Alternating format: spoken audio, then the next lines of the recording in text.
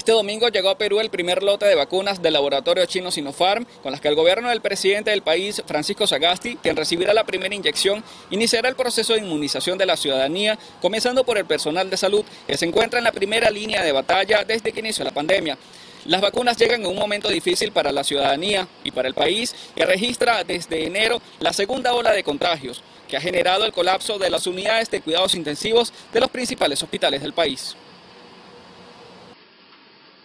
Estas vacunas que acaban de llegar, las que seguirán llegando en los próximos días y el proceso de vacunación que emprenderemos muy brevemente son una demostración de que los peruanos podemos trabajar juntos, podemos salir adelante y realmente podemos enfrentar cualquier tipo de dificultad.